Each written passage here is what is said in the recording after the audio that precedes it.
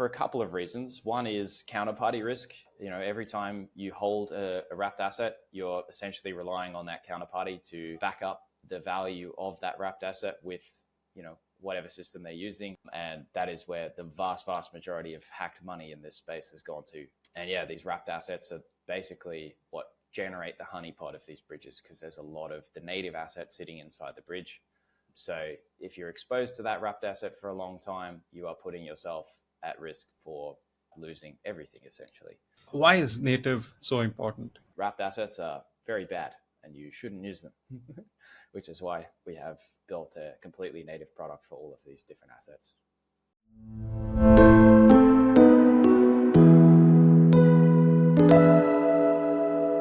Welcome to the Deco podcast, where we bring you stories from founders and investors in Web3. Before we get started, this is not a financial or legal advice. It's just a conversation about things we find interesting in Web3. Views expressed are our own personal opinions. Deco members or guests appearing on the show may have positions on assets they talk about. All right. Welcome to the new episode. Here with me is Simon Harman, co-founder and CEO of Chainflip. In this episode, we'll talk about what Chainflip is, how it compares to the rest of the cross-chain solutions on marketing, and much more. Welcome to the show, Simon. Thanks for having me, man. Instead of getting into your background, which is something that you've done on multiple shows, let's just dive into what Chainflip is. Yeah, sure.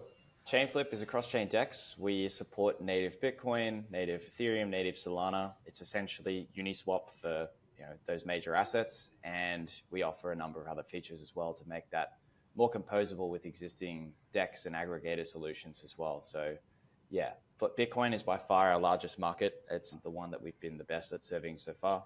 But of course, we're offering that connectivity between ecosystems through a pretty innovative, novel solution. It's taken quite a long time to build, but we're using some cutting-edge cryptography and our own validator network built on this substrate chain to make all of this happen. So the way I like to describe it on a fairly basic level is you have your Binances and your OKXs of the world, and they are essentially a centralized system that has a bunch of wallets on a bunch of different chains, and then you can deposit and withdraw from their accounts, and within their system, you can trade, in their closed system. Chainflip works at a high level in a similar way. We have a system and you can deposit into the system, withdraw out of the system, but instead of it being run centrally by the management company of this exchange, we instead have our own validator network, and this entire validator network is essentially running giant multi-sigs on all of these different chains, and it also has its own internal blockchain to do all of that internal accounting for all of the trades. So we use a lot of the same concepts, and that brings a lot of efficiencies as well. We're not relying on smart contracts. We can customize the execution environment endlessly. And the end result of that is we're able to really, really optimize the trading experience so that we have excellent pricing across all the assets that we offer. We do all of the input and output of different assets natively. So there's no wrapping, there's no funky bridge risk or anything like that. There's no wrap tokens. So yeah, the end result is that we're the cross-chain DEX that does Bitcoin, basically, but also others as well. And there'll be more coming down the line. Why is native so important? For a couple of reasons. One is counterparty risk. Every time you hold a wrapped asset, you're essentially relying on that counterparty to back up the value of that wrapped asset with, whatever system they're using. So in the case of wrapped Bitcoin, you have been relying on BitGo, who's a centralized custodian. There's risk associated with that, of course, but it gets worse when we're talking about smaller assets, because the bridged assets are usually run by these bridges who don't have any real relation to the native token at all. And that is where the vast majority of hacked money in this space has gone to. Shitty bridges getting hacked by sophisticated actors, although sometimes the level of sophistication required is embarrassingly low. And yeah, these wrapped assets are basically what generate the honeypot of these bridges, because there's a lot of the native assets sitting inside the bridge. So if you're exposed to that wrapped asset for a long time, you are putting yourself at risk for losing everything, essentially. But one of the other reasons, and I don't think people talk about this as much, but it is equally important in my view, if not more, is tax consequences. Anytime you wrap or unwrap a token, generally speaking, in most countries, that triggers a taxable event, which for a lot of reasons may not be desirable. It means you realize your gains. It means that you may have to sell off part of that asset in order to conduct that transaction. It may limit your ability to take advantage of long-term holding incentives, which exist again in many, many countries. So there's a serious concern around that as well, which is why a lot of people just don't end up wrapping their tokens at all and leave it in a native asset, despite the fact that there's often yield opportunities and other things available in other places as well. So in my view, wrapped assets are very bad and you shouldn't use them, which is why we have built a completely native product for all of these different assets. All right. So let's say that I have BTC on Bitcoin and I want to go to Solana. I come to Chainflip saying that here's my BTC. I want maybe Sol or USDC on Solana in exchange. So when I sign the transaction, what all is happening in the background? The work actually starts before you send anything at all. So you come to our site or you go through one of our integration partners, and essentially what happens is you get to send an instruction to the network to say, hey, I would like to buy some Solana USDC, and this is my Solana address. If the swap fails, send it back to this Bitcoin address so I don't lose my money. Yeah, let's go. And then the network will take that on board, and through a small extrinsic that gets posted to our internal blockchain, it goes sweet. It will then send you an address, a deposit address, which is linked to your trade and only your trade for a certain amount of time. So this is linked cryptographically to the main vault itself. So it's all connected to the system, but essentially say, hey, here's an address. If you send your Bitcoin here, we will swap it to Solana USDC for you. And then that's essentially what happens. You can then decide to send funds to that address. You don't need to have any special wallet. You don't even need to connect a wallet. You can send it from any computer, anywhere. You could withdraw it from Binance, although I wouldn't recommend doing that because centralized exchanges can be pretty meh when it comes to withdrawals. Yeah, what's the point of it? Yeah, exactly. But anyway, you could do it technically, which is quite cool. So it's totally wallet agnostic, which can save a lot of time actually. So you send your funds, and then the next thing happens, which is obviously now the network needs to recognize that you have sent it money for it to do anything with it. So we have this process called witnessing. And essentially what happens is when you created that channel, you've told the entire validator network, hey, we're expecting a deposit to arrive at this deterministically generated address, right? So there's a list of addresses that it's monitoring. And when it sees that you've sent funds to it, the network will individually, all of the validators will go, oh, yep, there's a deposit. I'm going to now post that I've seen that deposit onto the internal blockchain. And once a consensus is reached amongst the validators, it's 100 out of 150, I believe, that deposit has been seen. We consider that witnessed. So now your deposit is recognized in the system.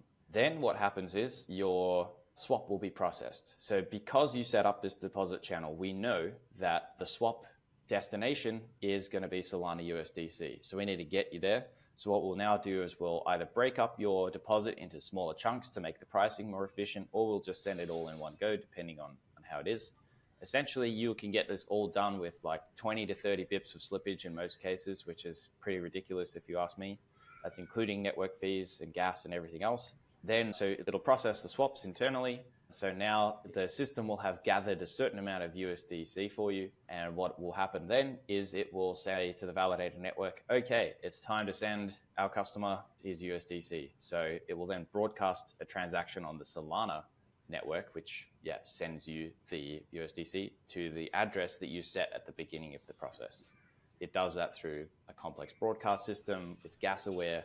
It's actually pretty amazing that we've been able to generate a completely automated broadcast system that is so gas efficient and has such a low failure rate, because it's a coordinated network, right? It's not just like, oh yeah, I'll send it. Oh yeah, not enough gas, I'll rebroadcast it. It's like this whole thing has to be orchestrated across 150 validators, because for the transaction to be signed, we need 100 of 150 validators to sign the transaction. So we actually have to go through this giant multi-sig process every time we send funds out of the system in order to create a valid transaction out of our giant multi-sig vault. So coordinating that has been technically challenging, but the net result of that is everything I just described.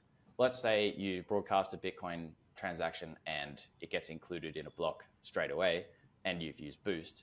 That whole process takes 20 seconds. So it can be extremely fast as well and well priced.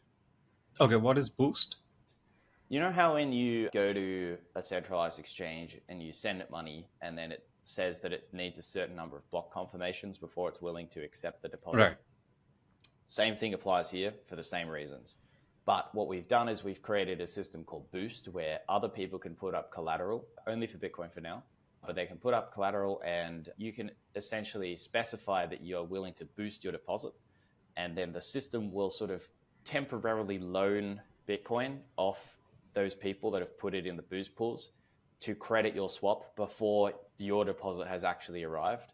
When the deposit does arrive, it'll be credited to them and you pay a fee for that service as well. But that's now built into the network as well. So instead of having to wait half an hour for a Bitcoin swap to go through, now it only requires it to be included in one block. So that can be instant if you are lucky and get a block mined straight after you submit a transaction. But it's Bitcoin, so that can take a long time sometimes. Sometimes it takes like half an hour for a Bitcoin block to be mined, right. So it can vary quite a lot. But yeah, that is what Boost is, and it's been really popular actually. So people are currently generating, it's fluctuated a bit with the volume, but I think we have got something like 30 Bitcoin in that pool now. Don't quote me on that, I don't exactly know, but the APY on it is still between like, it's been up to 100% on some days, 20% on others. So people are earning some pretty good fees by lending their Bitcoin for that purpose as well. But from a swapper's perspective, it can drastically cut down the swap time. And for swaps between like Arbitrum and Solana, seconds, we're talking for this entire process to play out. The same process that I just described before with all of that complexity, it's still extremely fast. Right. And what are the risks for someone who's providing liquidity to Boost? Well, the risk is that you have a situation where the Bitcoin network is 51% attacked, and essentially reorgs do happen quite a lot, but very rarely transactions get dropped. Essentially what you're worried about is someone attacking the network specifically to screw Boost users out of their money. So the economic security provided by Bitcoin is such that it's very, very unlikely, unless there is like a really, really huge deposit going into the system that uses all of the Boost liquidity. Theoretically, then there might be value in attacking the network temporarily. But I think the practical reality of it is it's very unlikely to happen. There may be some freak scenario where during a reorg, a transaction gets dropped and never re-included again. But almost all of the time, especially in recent years, I don't think there's been any examples where you've just seen transactions fall off the face of the earth for no reason. So eventually it would be included and eventually the people would be credited. Of course, there's also the risk that, whenever you store money inside Chainflip, it is basically under the custody of the decentralized network. So if something goes wrong with that, obviously there's protocol risk as well. But, that's the case with pretty much any protocol you everything put money into. Right. So, yeah. And by that, you mean the 150 multisig network? Yeah, exactly. So the multisig network itself, or the logic inside the blockchain that decides what the network does, there could be attack vectors in that. So smart contract risk, you can think of it as. Yeah, there could be multiple ways that it could go wrong. But in a year of operation, we haven't had any security incidents whatsoever. And we've had multiple audits. And yeah, most of that critical code is quite mature at this point. So I think the protocol risk is going down quite considerably, and we are putting stronger and stronger protections in every day to make ordinary operations like doing a swap safer through things like slippage protection with fill or kill and things like that. So yeah, I think we're doing pretty good in that regard on the security front, but you can never guarantee that things are 100% safe or that nothing can ever go wrong. It's possible that, like any other protocol or bridge or whatever, that there is a security incident one day that may result in loss of funds. So, but yeah, like I said, the same applies to exchanges, protocols, everything. So yeah, how you want to evaluate the level of that risk is really up to you. Right. And like you have an interesting approach where you have the state chain, right? Is that where all the validator network is coordinating in terms of whether the deposit has arrived and should the liquidity be passed on to the user? So I'm curious about why do this differently instead of anything else? I mean, an L1 or an L2 or whatever. I guess I would call it an app chain. The reason why... Right, app chain. The reason I'd call it that is because we've had to modify the logic of a typical blockchain to suit this exact use case. So we've sort of fixed the order of transactions that get included in blocks to just eliminate MEV. Like MEV is a consequence of the fact that there isn't a strict ordering sequence for specific types of transactions in most blockchain environments. So, if I can reshuffle and decide, like liquidity orders go before swaps, then I can change the dynamics of how that works and essentially eliminate a lot of types of MEV. So that's an example as to why we call this an app chain and not an L1 or an L2. It's based on substrate.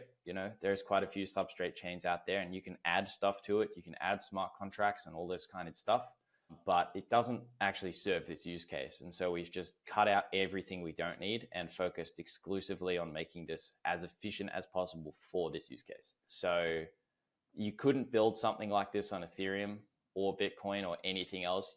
You need some sort of off-chain system to do this. The validators need to be aware of other blockchains. So there's not your typical dApp whatsoever. There are no smart contracts inside the system itself. You can't create your own smart contracts. We do have smart contracts deployed on other chains like Solana and Ethereum, for example. And that is useful because it sort of gives us a wrapper with which we can interface with other smart contracts on those blockchains from the protocol's perspective. But internally, this is a very unique system in the way that it's engineered to specifically suit this use case. And I think an app chain, this is pretty much the perfect use case for an app chain. So that's how I would describe it. All right. And you said no MEV because transactions cannot be reordered, right? Not just cannot be reordered, but a certain execution order is enforced.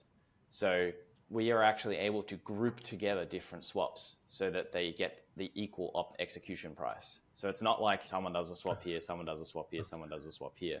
It's like, no, we group them all together. We've rearranged things in a very deliberate manner such that there is no way that MEV can exist in the system. We have deleted that as a concept by having complete control over how the system is engineered. And it's also the case that with things like Ethereum, if you want something to happen on the Ethereum blockchain, you need to submit a transaction and change it yourself. With an app chain, so like, for example, if I want to do a swap, I have to go in and basically touch the Uniswap contract and make it do my swap. And then I pull the stuff out on the other side. That's actually what a transaction does in a smart contract environment. In our environment, we can automate a lot of stuff. So we don't actually need anyone to go in there and do the stuff themselves. The validators do it for you. So if the rules say this must be executed now, it just gets executed. So it's actually completely automated in a lot of ways. So for example, I can say, yep, my swap, I want to split it up into 100 chunks to spread out the execution so I get a better price. And if this happens, do this. If this happens, do that. If this happens, do this. And all of that will just be automatically executed by the validator network. So it's actually fundamentally categorically different to how most L1s and L2s work. And therefore, we have a lot more control and a lot more power to make things happen in a way that is far more efficient for the user. So it goes far beyond MEV. This is the vast majority of our capabilities that make us a unique protocol as a direct result of us not using an L1 or an L2. How much of it is dependent on the liquidity that's present in the system on different chains? Well, I mean, we don't use any external liquidity. So when we have our LPs, they deposit money into the system. So that's already sitting inside the vaults on the various chains. And then internally, they're setting limit orders and range orders and stuff to provide that liquidity to users. So all of it's internal. Our liquidity is stored in the system, and it is used to fill orders, and we interact with that. So people bring money in, we swap it to something else, and then we send it out on the other side, right? So it's all contained within the system. That does mean liquidity is a limiting factor for us. Right. And this is something that we are working on at the moment. But frankly speaking, the pricing that we're able to offer with the very limited liquidity we have is, I think, way better than I expected. And it's something that's growing quite quickly. We're definitely seeing a lot more interest in providing liquidity now. The liquidity model that we have is very unlike that you would see on Uniswap or anything else. Mm-hmm. It is more like an intent-based system, I would say. So we can actually provide extremely good pricing with a very limited amount of liquidity. Like if I can provide an example, I think at the moment in total, we have something like 14 million in liquidity. And I think Thorchain has something like 400 million in liquidity. And we're already out competing Thorchain on pricing for quite a lot of swaps below a certain value anyway. So although we are limited by liquidity, a lot of our liquidity providers are making well over 100% APY at the moment, with the volumes as they are. And I'm expecting to see a lot more liquidity drafted in the near future to be able to increase the capacity of the network. Pricing won't change that much. It's just the size of the swaps that we will be able to process will dramatically improve. So yeah, that's the liquidity situation. You're saying that pricing is better than most other platforms. How does their approach contrast to yours, and why is it that you're able to offer better prices? So like I was saying before, with the app chain, we have this completely custom execution environment. And with that, we've been able to design something very new called the JT AMM.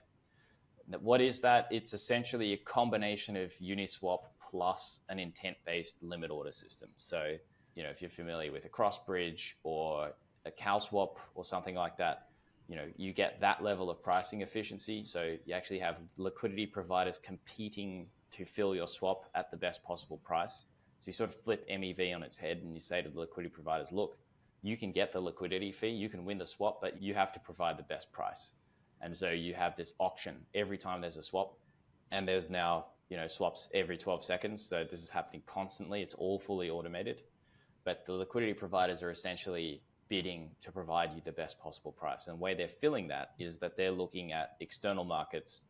There could be Binance, it could be Hyperliquid, it could be a range of other places to hedge and create this delta neutral strategy. So it is market making. It is not something that retail investors can participate in at this time anyway.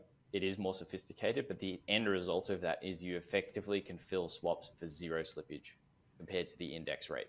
If you have access to other liquid markets that you can hedge a position with, you can offer the index price and maybe 2 bips of spread and still make money as a liquidity provider. So it just completely moves away from the old liquidity models that we've seen in DeFi previously. There's a lot of advantages to that. There are disadvantages as well, of course, which is that the system can, if the liquidity providers run out of liquidity, if they just don't have any, you're out of luck. Luckily, we also have like a very strong slippage protection now and a refund system as well. So if that does happen, you'll be at least partially refunded. So you'll never experience a swap below whatever minimum price you set. But that is a disadvantage of the system. But it is just vastly more efficient to anything else you see out there in the world of DeFi. And that's not really surprising considering that most of the so-called innovations in DEX market engineering were mainly gas optimizations. That was basically the only reason that the AMM was created. It's not like order books were fundamentally inferior. It's that you couldn't do an order book on Ethereum. You just couldn't. It's too expensive and it's architecturally impossible. Like people tried and it failed horrendously. So yeah, the AMM was invented as a sort of mathematical hack to create something that vaguely simulates an order book to allow you to maybe do some swaps. And then they found ways to make that more efficient with Uniswap v3. So it's like, okay, we don't need to go from 0 to infinity. We can allow liquidity providers to tighten up the spread that they're offering across a range of prices. But yeah, it's essentially a mathematical hack to create something that sort of looks like an order book, but uses a lot less computation to achieve that and just a lot less data. So you can actually do it relatively cheaply from a gas perspective. But it doesn't mean that an AMM is fundamentally better at anything than a traditional order book exchange, because it just isn't, right? So yeah, we've been able to overcome that situation by having, again, a completely custom environment and doing some really serious, long, hard first principles thinking about what are the types of markets that we actually want to create. So we actually combine the two.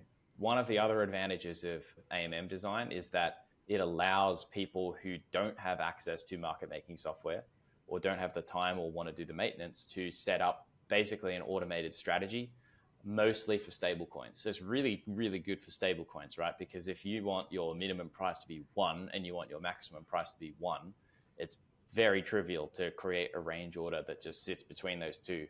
And whenever people swap in and out of that, you pick up fees along the way. So that you can just set it and forget it. You just leave $1 million there and come back a year later and it's like, oh, great, I've made 200 grand. That's awesome. So there are advantages to having AMM capabilities within a market design, which is why we included it in the JOT AMM as well. But for liquid markets, for volatile markets, so for example, USD Bitcoin is a good example. The prices are moving all the time. It's highly liquid in other places, and by far the most efficient strategy to compete for liquidity is to have market making software that is order book aware and can participate in those external markets as well. You just can't beat it. There is nothing in the 200 years that people have been running markets, no one has found a better system, and they won't, because it's fundamentally the most efficient way.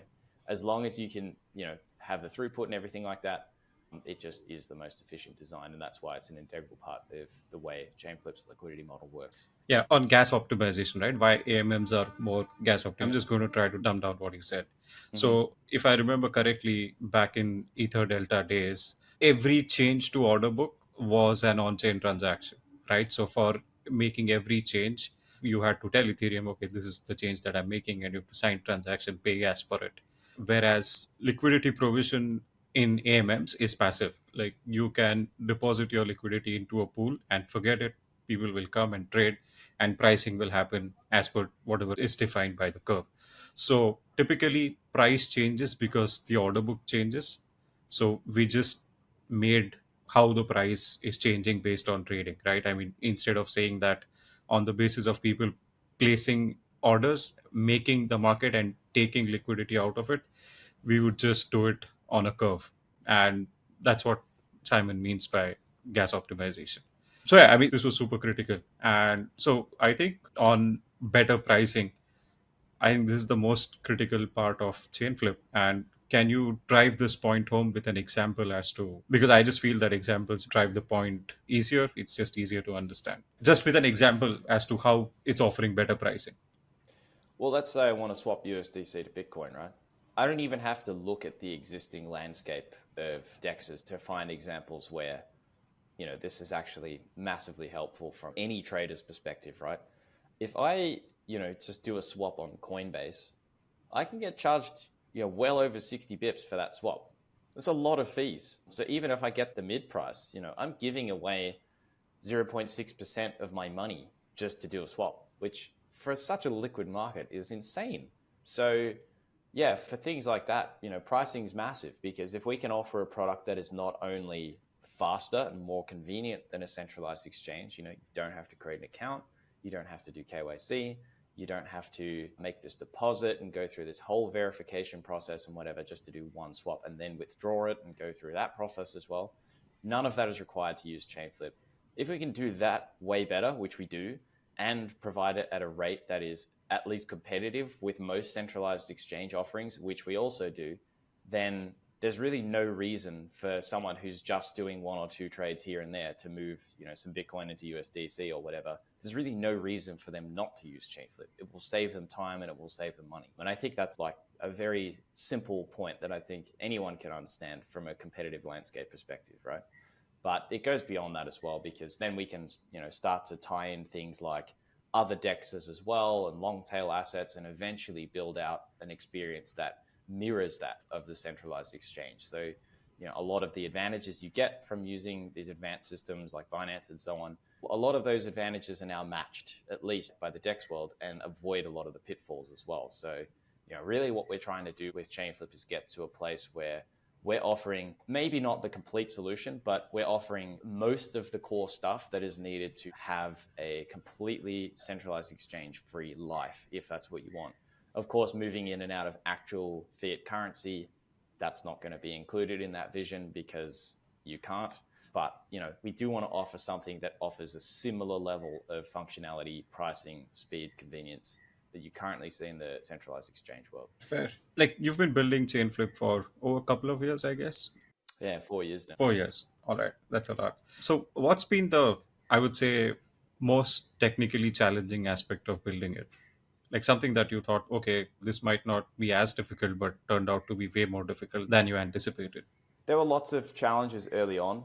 I think the level of complexity of this project is way beyond that what you see in others. I'll just be frank. Like most other projects you see are like 3 smart contracts and a front end, and that's kind of it. That is not what this is. This is something much, much bigger in scope and ambition. I think that while there wasn't any one problem that was seriously difficult, there were some. I think the one example that comes to mind is when we were trying to create this giant multi-sig network communication thing where we have to get 150 validators communicating reliably and, securely and all of that to create this giant multi-sig.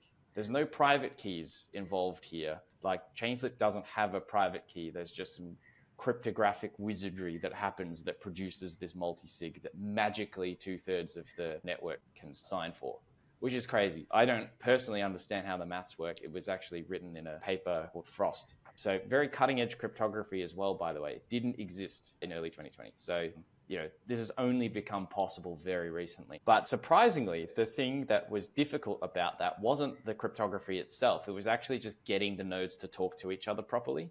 Like we couldn't complete signing ceremonies properly because connections would just be dropped and then they wouldn't be reinstated again. So when all the nodes are trying to talk to each other, it just didn't work. And we tried for 9 months to get this to work, and we slowly started optimizing it. But then it turned out the library we were using was just not set up for this at all. And there was some resistance to switching away from it for various reasons. But eventually it was decided nah, screw this. We're just going to write our own communication protocol using this other thing that we've used for another project before. And that took a while. We did that, and then it just worked. So yeah, that was a good year of wasted time, but you just don't know a lot of these Which things. year was this? Well, this was from 2020 through to pretty much all of 2021 we spent with this problem in the background. We were working on other things as well, other fundamental building blocks, but yeah, that was a surprising one. But yeah, I guess just the sheer scale and ambition of the project has meant that, it did take a good 3 solid years to get it to a point where we were happy with it. And now we've been on mainnet for a year, and still there's been lots of fundamental building blocks that we've added to the product itself now. So now we've sort of moved away from the cryptography, the witnessing, all that kind of stuff. All those fundamentals are all there, and they're all working very nicely now. The blockchain rules, the market structure, things like that. Now we're adding stuff slippage protection and refund addresses and, DCA swaps and new blockchains like Solana and stuff. So now we're really starting to get into the fun stuff that users actually see, but it's taken many years to get there. So when the market was raging, people were trading JPEGs. You were trying to make the nodes talk to each other. Yes. It was a depressing time. It was man, this is definitely going to blow up. There's too many JPEGs. We're going to miss it. Oh, well, I guess we just keep going. And we did. So there you go. Nice. I want to talk a little bit about validator requirements, right? And interesting design distinct approach that you took to Thorchain, where every pool is denominated in Rune, which is Thorchain's token, whereas with Chainflip it is USDC, if I'm not wrong. Yep. Right. So do validators, of course, there will be some flip token requirement that they have to post as pod to be a part of the network. And do they have to run nodes on every network that you provide for? How does that work? What are the requirements for validators? We don't force validators to run their own node for the different chains. It just doesn't make sense. Especially for things like Solana. Good luck. Right. Good luck running your own validator on Solana, right? We actually tried internally because we wanted to have access to our own one.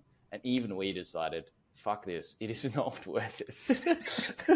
So yeah, essentially, as long as the validator network has between all of the different operators a diverse set of nodes that are validating what's happening on the other blockchains, as long as that is diverse, there shouldn't really be any problems. There's no actual reason why anyone should be running their own Bitcoin node, for example. Bitcoin's actually one of the easy ones. So that's a poor example, but Ethereum. There are whole companies out there set up with giant distributed clusters of individual nodes that are all pooled into this wonderful redundant system that is essentially impossible to, manipulate because of its distributed nature. I'm talking about Infura here. Basically what I'm saying is having an Infura endpoint is arguably better than running your own node at certain things. No. And for this particular use case where reliability is really important, and as long as there is a diversity of connections across the network, even if one of the providers goes weird and starts sending funky information that shouldn't be there, it shouldn't affect the network. And it will be really obvious to see when that happens. The other thing is, it won't just affect the Chainflip network, it will affect literally everything across higher industry. So I think I understand why people, for it to be truly quote unquote decentralized, everyone should be running their own node to check what's happening on all of the other blockchains. But I just think that's an unrealistic requirement. And it just fundamentally undermines the reliability, the uptime, and the utility of the network, because then the validators have immense costs to upkeep. So this is another really good reason why we choose not to enforce it. We do know that there are many validators, especially those that are running more than one. So if you're running like 20, then okay, having your own Ethereum node actually makes sense because now you can spread out the cost of that one Ethereum node across 20 different validators, right? So the reason we've kept it open-ended is so that kind of flexibility is there. So, really important to keep validator costs down as well, because if you want people to run validators, you need to provide enough rewards for them to make it worth their time. So if you're asking them to take on like $20,000 a month in server costs to run all of the different nodes and have like a really beefy server that can handle like this really computationally expensive experience, such as a Solana validator or a Thorchain validator, same, I don't know what the cost difference is, but I know they're both pretty high. That's bad because now you either have a small number of nodes because there's not enough rewards to go around, or you have a lot of rewards, which is bad from an inflationary perspective because you need to print more tokens to pay for those infrastructure costs. So the way we've designed this from the beginning is to try and keep the infrastructure costs as low as possible. And I think currently you can run an entire Chainflip validator, just a single one. You can probably get away with that for like $120 a month, which for a project of this complexity is, I think, quite impressive. I'm trying to do some maths here. So what's 7% of 200,000? 14,000? 14,000. So currently with today's prices, Chainflip validators make about $25,000 a year. And in server costs, they cost about 1,200. So you can see how this math kind of makes sense, right? If it costs $20,000 a year to run a validator, not many people might do it. We'd have to increase the amount of rewards that we offer. That would put greater pressure on the token price and so on. So keeping these infrastructure costs as small as possible is really, really important. Right. And what is the amount of flip tokens that they need to, I don't know what the term is here, but place as bond to be a part of the validator? Yep. So we have an auction system. That auction system caps the number of active validators at 150. We do that again to keep the overhead of the network small because these multi-sig transactions work quite well with 150 nodes. If you scale that up to 1,000, it gets exponentially slower. So, there is a limit to the amount of nodes we can have on the network at one time. We can probably double or even triple the number of nodes right now, but we've chosen not to because we know the level of complexity is going to increase over time. We're going to have more chains and more stuff for the validators to do. So we're keeping it capped at that for now. The bond in the auction process at the moment, I'm just looking now, the minimum bid is about 230,000 flips. So roughly 300K in today's money per node. However, that is a lot of money. However, there are opportunities as well for people that don't have that many flip to also participate in the network through the use of a product called Staked Flip. It's made by a company called Thunderhead. They're external to Chainflip, but they've been with us since day one. And essentially, it's Lido for Chainflip. So you can liquid staking. Yeah. So you can stake your flip and you get staked flip, and they run a bunch of validators and this governance process around it. So you can get exposure to the rewards without having to actually run a node yourself or have $300,000 worth of flip at your disposal. So that's nice. And what does the yield look like for the validators right now? It used to be higher, obviously. As more people have staked to the network to chase those rewards, we've seen it come down a bit. Looking right now, if you had about 300,000 in a validator, you'd be looking at about 10% APY. You can make that a little more efficient. That's basically what it is, yeah. Right. And we still need to talk about the pool decision choice that you made, right? Where you denominated it in terms of USDC instead of flip token to give it more utility. So what were the trade-offs? What were you thinking? It's just more efficient. All of the markets are denominated in USDC. So anytime you denominate it in some other pair, you are just inherently adding spread to factor in the Rune USD price, for example. I'm only aware of Rune this is the only protocol that does this. I think Maya copied it as well. But I think what's more interesting to think about is why Thorchain decided to pair it in Rune, because no one else does this.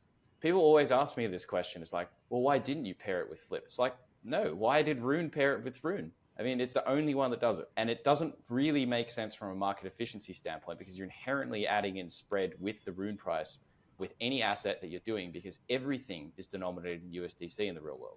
Right. Bitcoin USD, Ethereum USD, everything is paired to USD in all markets across the industry. Rune is the weird one, right? So that's my sort of thinking around it. Could it be because of the fact that, let's say that BTC liquidity increases across Thorchain pools, BTC ETH liquidity increases, then it is imperative that arbitrages will come in and push the price of Rune up?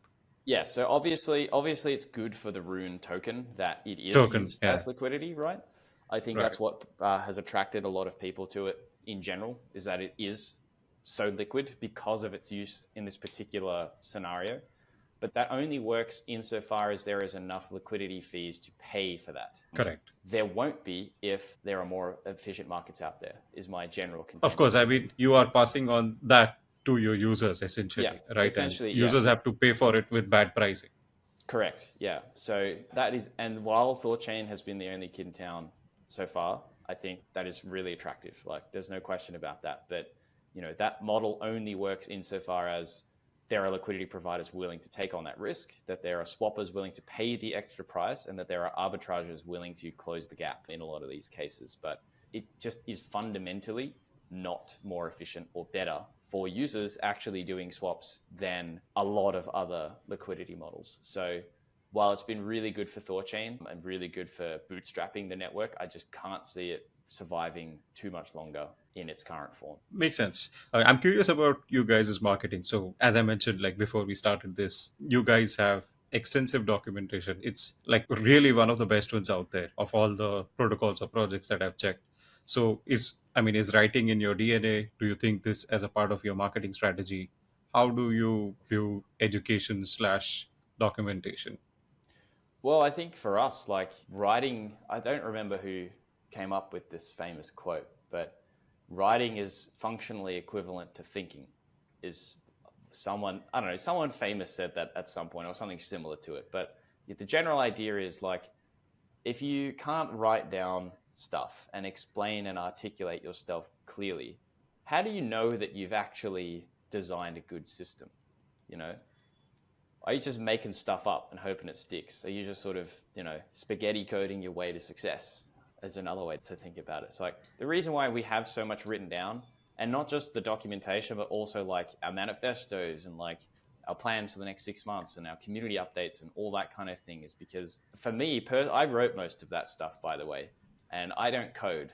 So I don't really have, like, obviously I have a lot of meetings and everything else, but, in terms of like, what can I do to sort of move the project forward? For me, it's always a case of like, think about things, but actually put that down into a document and lay it out clearly. Because as you go through that document, you actually have the opportunity to fully reason through all of the different arguments. And there's a lot of times where you start writing something and you get to a place where you're like, oh shit, I didn't think of that, or wow, that's actually a lot more powerful than I thought it was. So the act of writing everything out is really, really important in my view, because especially when you're working on a project with such a high level of complexity as well, if you don't really articulate how each of the components work, how it all fits together, how are you expecting an engineering team of 25 people to come together and have a solid idea about how to actually put it together when you write the code, which is obviously way, way harder than writing it down in a document, right?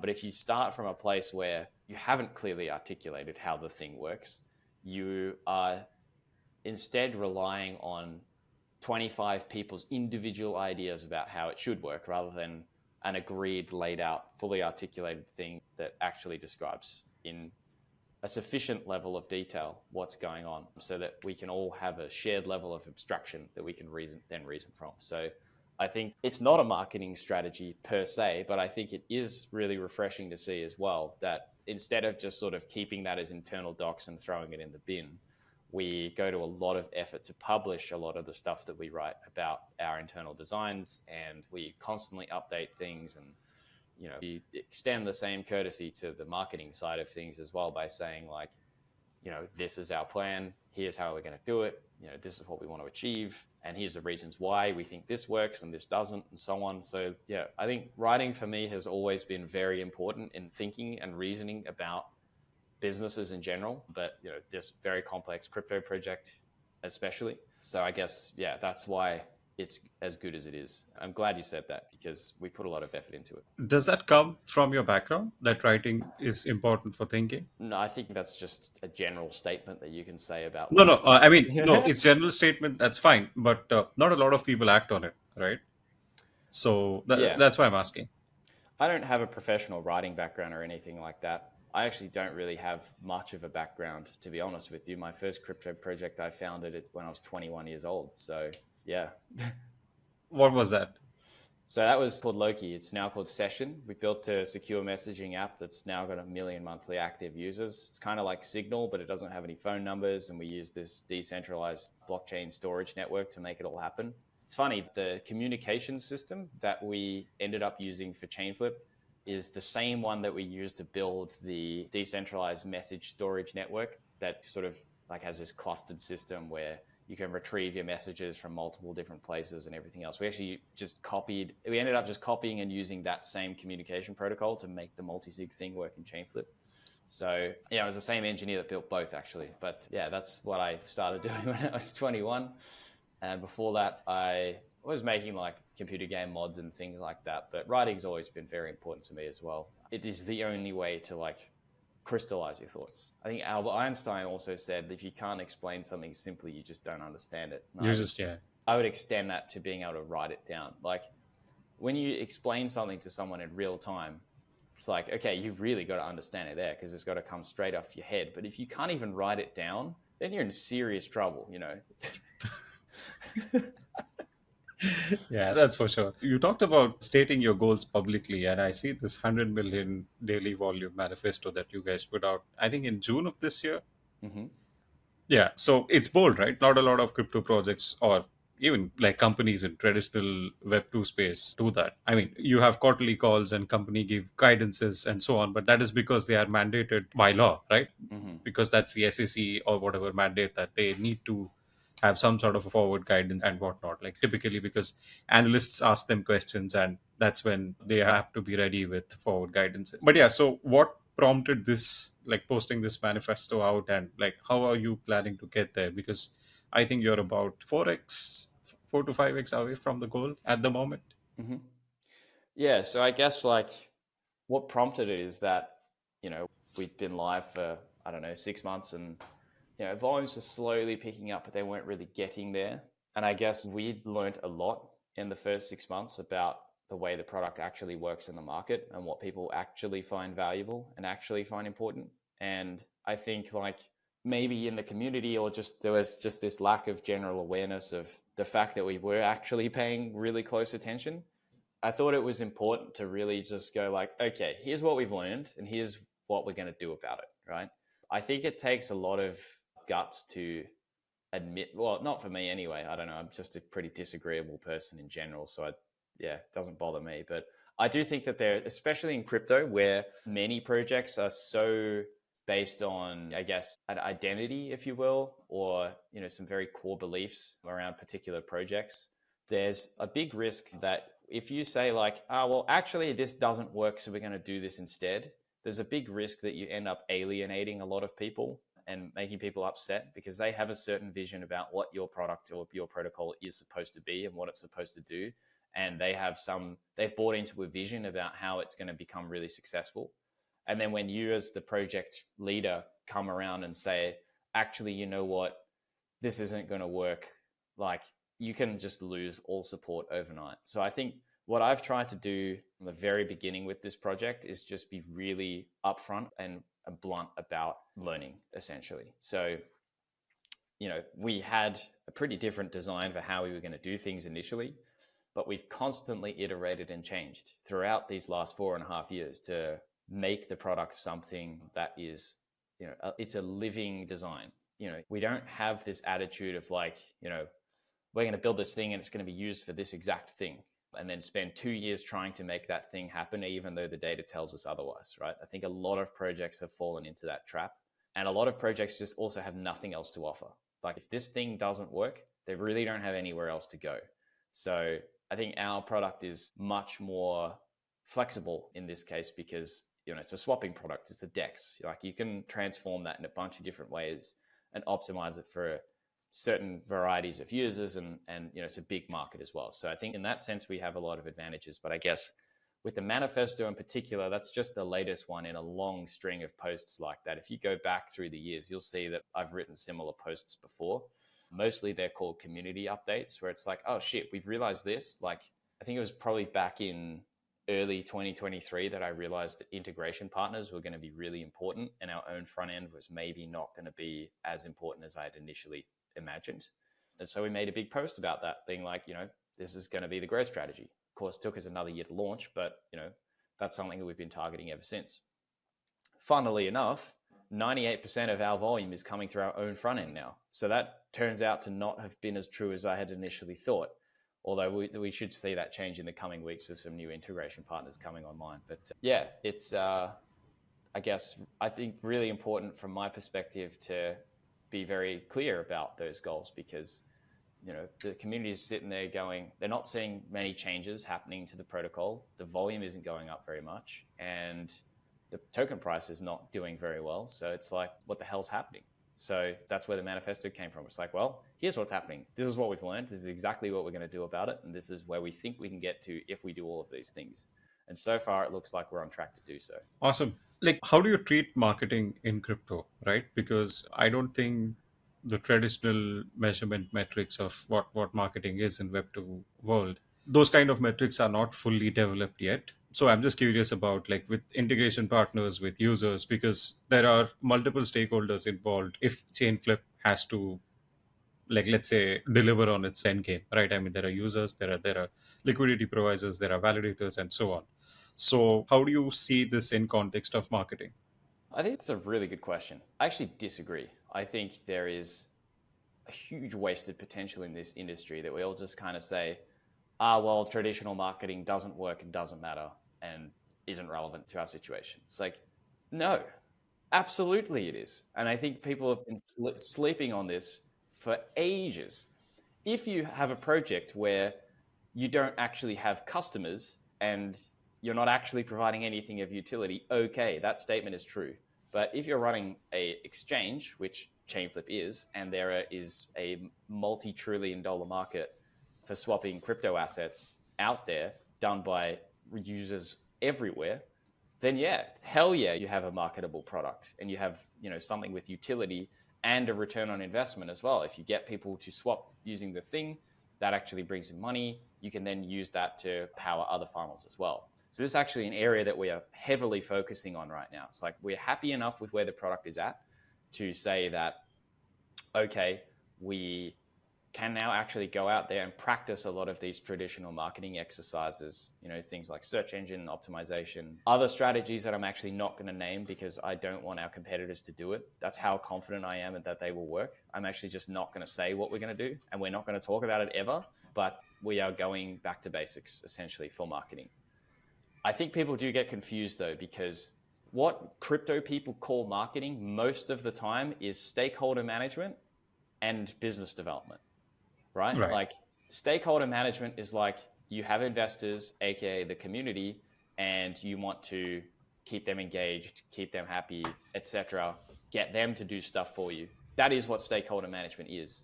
So a lot of this community management stuff, a lot of this like shilling on Twitter, whatever, that's all stakeholder management and business development as well. When you're talking about partnerships and integrations and stuff, that is just, calling people up on the phone. It's like, hey, do you want to work together, blah, blah, blah. Or, hey, I know this person, they're doing this, they might be interested to work with you, whatever. That is just business development.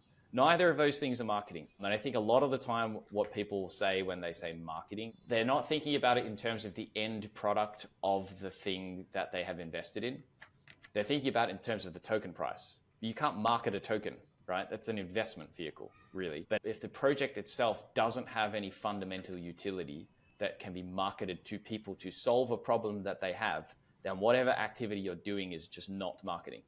So I think that's something that I've realized fairly recently, because, starting to like work with like other marketing professionals from other industries, like, oh yeah, marketing in crypto doesn't really work this way. It's like this thing. And then you realize what you're talking about is actually something completely different that has nothing to do with marketing at all. Is quite interesting. Of course, there's still the brand awareness thing. There's the press relations thing. A lot of that is, more traditionally considered marketing. But The reason why we call our marketing team the communications team for so long is because we haven't actually been doing any marketing at all.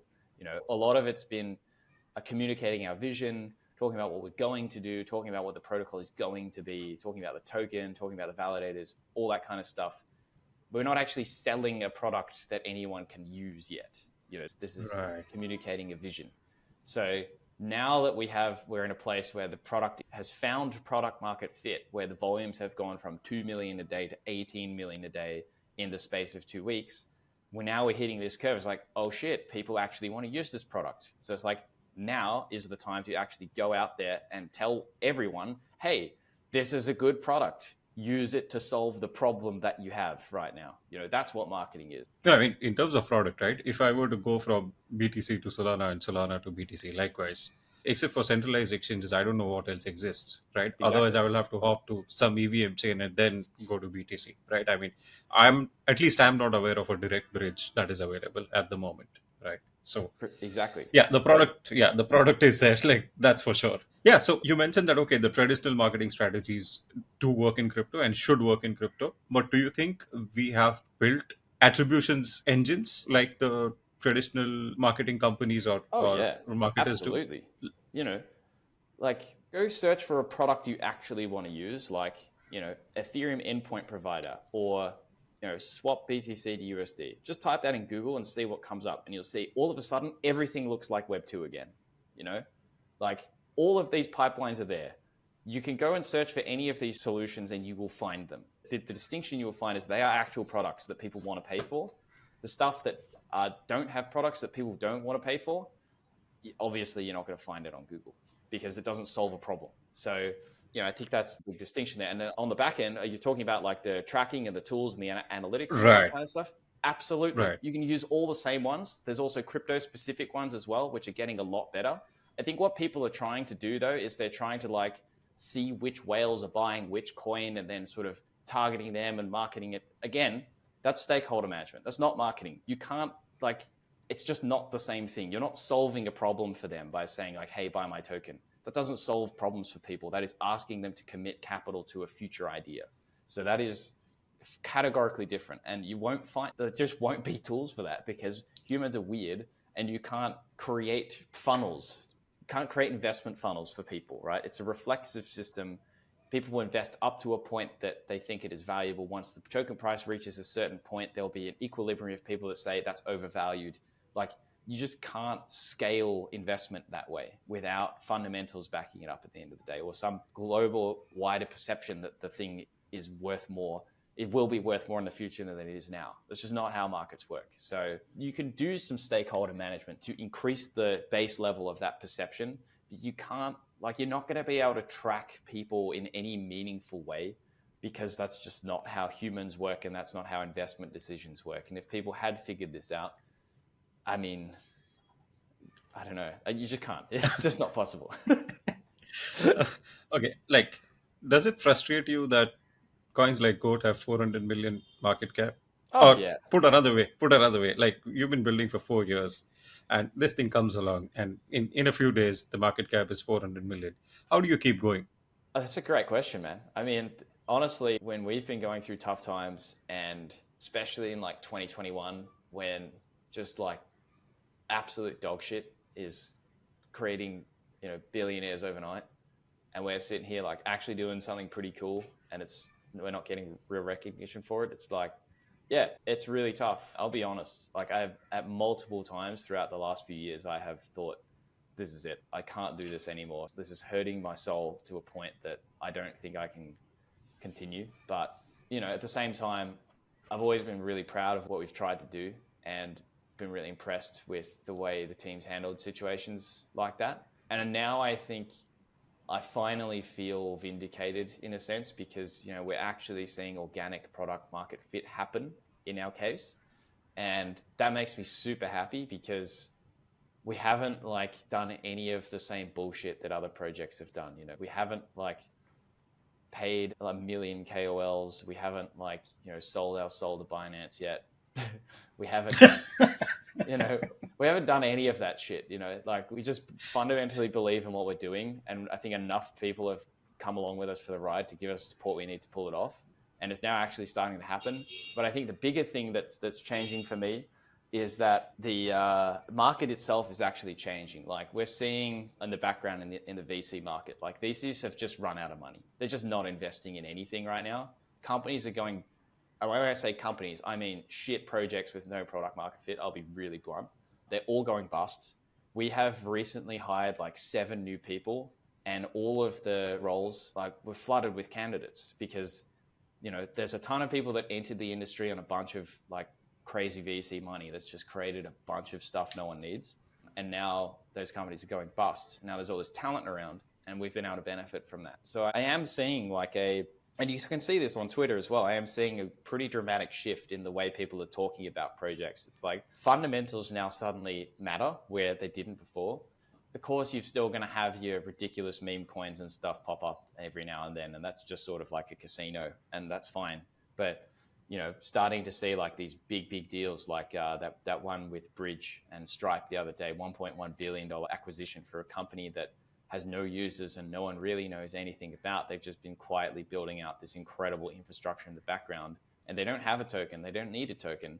And now they've made more money than basically any founder I could think of in the space, because they're actually, you know, thinking about it from a first principles basis, right? And the thing is, stable coins is the way to go. So, you know, starting to see things like that, starting to see fundamentals really drive things rather than almost religious beliefs, I think is something that is giving me a lot more hope in the current situation and the future as well. So yeah, good question though. Thanks for letting me spill my emotional beans.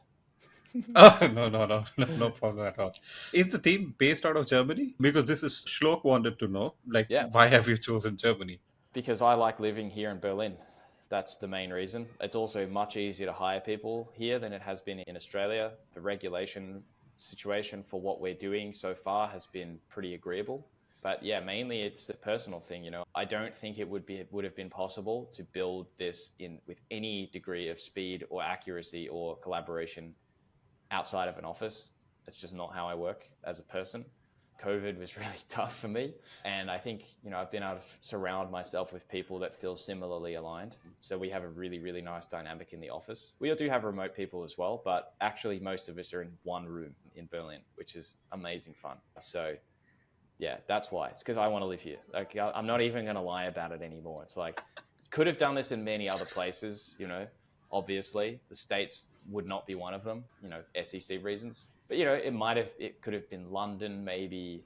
It could have been Paris, but I don't speak French and I wouldn't want to be there. You know, there's actually only a very small number of cities in Europe that you could actually do this in. And Berlin happens to be my favorite of all of them. So that's why. That's the reason. Awesome. What's the end game for Chainflip? I guess there is no end game. It's like, what's the end game for Uniswap?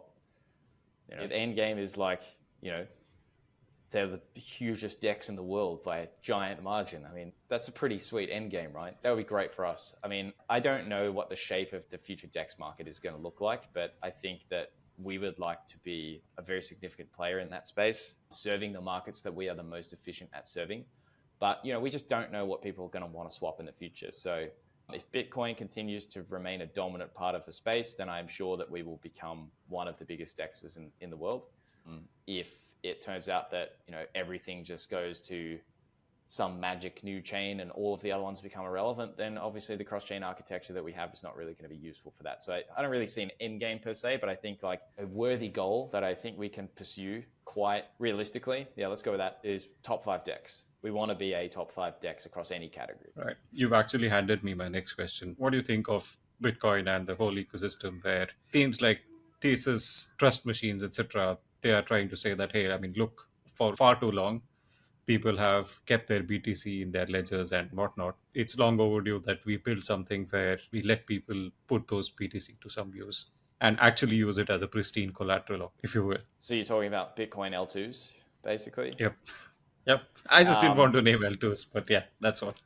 Yeah, no. I mean, again, I'm going to keep up the really blunt trend and just say that all of that is complete dog shit. All of it. Okay. It doesn't solve the problem. Again, you're dealing with wrap tokens, you're triggering taxable events. You need to then get things like USD involved on those chains for it to be at all useful. in the end, you end up needing to connecting to the rest of the ecosystem anyway. So Bitcoin is just fundamentally not a smart chain. It is a dinosaur chain, and the asset itself is an idea. The technology, it's difficult for me to communicate how bad Bitcoin is from a technology perspective. I mean, we are one of 2 Bitcoin DEXs in existence right now. So I feel very qualified in saying this, but the limitations of Bitcoin are so severe that all you're doing by creating a so-called Bitcoin L2 is creating a brand new chain that has absolutely nothing to do with Bitcoin whatsoever. So there is just no fundamental way around that. I don't care what people say. It's bullshit. It's all bullshit. Don't listen to them. All right. And what about runes and ordinals and? Bullshit. Also bullshit. They are centralized systems run by some Chinese people. That's it. That's all they are. They are a database of JPEGs that are loosely affiliated with some UTXOs on the Bitcoin network, but otherwise have nothing to do with it. Or it's all crap. Bitcoin does one thing, which is exist. It can't be used in any other context outside of a system that virtualizes it. And what I mean by virtualize is stores it in a balance somewhere and then allows you to do something within that system. Not on Bitcoin or anything to do with it really, but Binance is a good example. And so is Chainflip, right? I can store my Bitcoin in these systems and then do stuff with it using another system that interacts with the rest of the world. But I can't take my Bitcoin and then put it in a Bitcoin system and then do Bitcoin stuff with it. There's nothing to do. It doesn't talk to anything else. It doesn't go anywhere. It just is. So unless you can virtualize it in another system, the system that these people are proposing makes no sense. And also where's the economic security going to come from? How is it going to interact with other assets in other ecosystems to be at all useful? What is this all about? I think there was with ordinals and runes and all of that kind of stuff, that's all fine. I think just people need to recognize that it has nothing to do with Bitcoin. They're mutually exclusive to one another. Runes can't interact with ordinals over the Bitcoin network. They're completely isolated from each other. They always will be because Bitcoin itself is just fundamentally ill-equipped to do anything useful. So yeah, I don't know. I think it's fine if you want to have some centralized NFT thing like ordinals, and it's fine if you want to have some Bitcoin L2 where you can do some stuff. But to say that it's bringing DeFi to Bitcoin is just a fundamental misunderstanding of the situation, and I think quite disingenuous. What do you think of opcat and adding opcodes to Bitcoin that will allow, I don't know, verification on Bitcoin itself and extending capabilities of governance and so on? Well, this is the thing. Everything I've just said will only be true if Bitcoin's fundamental technology doesn't change, but the way things are going, I mean, Bitcoin hasn't changed at all since 2011, essentially. Right. They haven't gotten rid of anything. And that's bad because it means that you can't, it's just carrying so much baggage that if you want to make any fundamental changes to the way that it works to improve it, you also have to consider all these legacy things, which means that you can't, basically. It's just not possible. And things like the block size debate that happened many years ago now, but was a big part of my early introduction into the world of blockchain, just seems so ludicrous now that it's beyond a joke.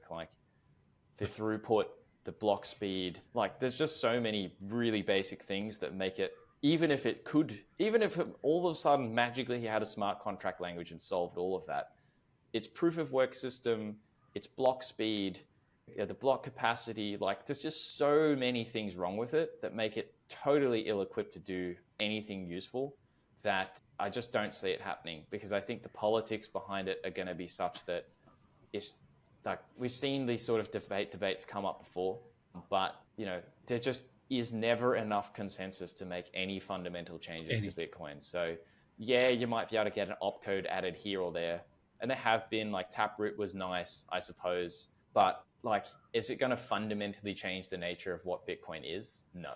Is it going to enable people to create these sort of subsystems like Lightning and stuff that make it possible to do more with Bitcoin?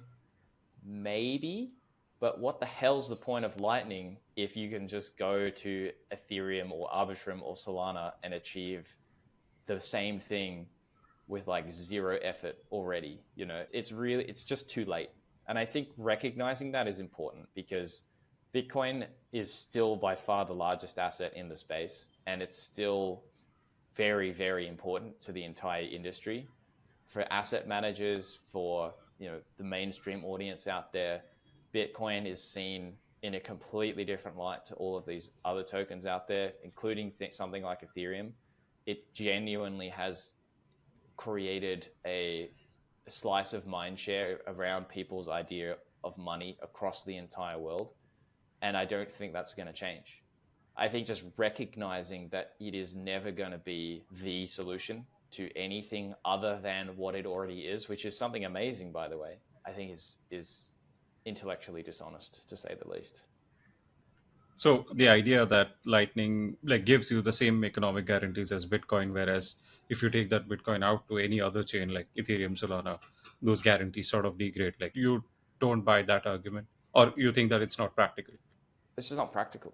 Like, Lightning is not really very practical.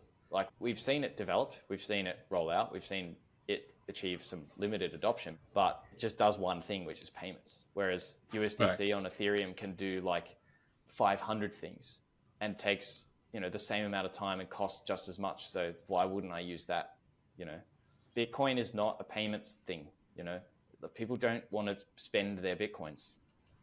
They want to hold it, because it is now a monetary instrument rather than a payments network. And that's fine, right? But I think it's just dishonest to say that, people are going to be like, if people still think you're going to be buying coffee with Bitcoin in 2024, I mean, like, come on. It's just not what it is. It doesn't need to do that. That's fine, Right. All right. This was fantastic. Is there anything else you want to talk about? No, not really. I mean, I'd highly recommend to check out the manifesto that we put out in June, and then check out the statistics on the Chainflip website if you haven't seen it already, and see how we're doing. Are we keeping track with our thesis around doing $100 million days? And if you happen to be in need of some swapping services, if you have some Bitcoins that you would like to sell after all of dissuasion I just performed on the asset, then you can do so at swap.chainflip.io. Actually try out the product. It's really cool. I think you'll enjoy the experience if you haven't already. And what's next for Chainflip? What's on the horizon? We're coming online with a bunch of new integration partners very soon, which is exciting to see. So we hope to see more volume come online pretty shortly. We're working on a bunch of features with integrators at the moment to improve that experience and be able to tie it together with other DEXs as well, so we can expand the range of offering that we have available, both within Chainflip, the app itself, and also the integration partners that use the protocol in the backend. We have some new chains coming. We have some new, I can't talk about that actually. Sorry. Yeah, good things are coming. Let's just say that. Yeah, go do some swaps. Let's finish on that. All right, Simon, thanks a lot for spending time. I love how passionate you are about your ideas and about ideas about the space. So yeah, thanks a lot. No worries. You're welcome.